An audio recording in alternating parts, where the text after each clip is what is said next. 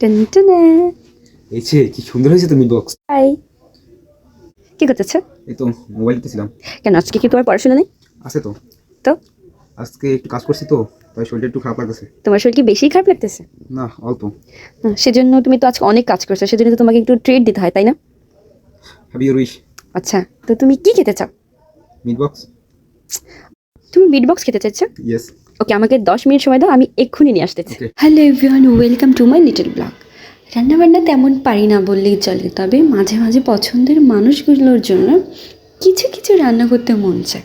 যেমন আজকে আমার ভাই মিট বক্স খেতে চেয়েছে, অনেক ইউটিউব ঘাটাঘাটি করে রেসিপি শিখে দেন ওর জন্য এটা বানালাম, আর কমপ্লিমেন্টটা ওর মুখেই শুনে নিন। কি সুন্দর হয়েছে তো meat box. Yes. Wow, this look like Assam. Wow, আমি কল্পনা করতে পারিনি তুমি হোটেলের মতো বাসায় রান্না করতে পারবা। Thank you.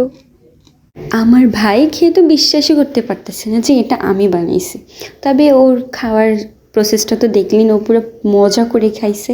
যাই হোক, আলহামদুলিল্লাহ যে এটা ওর পছন্দ হয়েছে, এটাই শুকুর আলহামদুলিল্লাহ। Thank you, watch this video, ta-ta. বলো যে এটা খেতে কেমন হয়েছে? অস্থির হয়েছে। থ্যাংক ইউ, শুনে খাবার হতে জানো।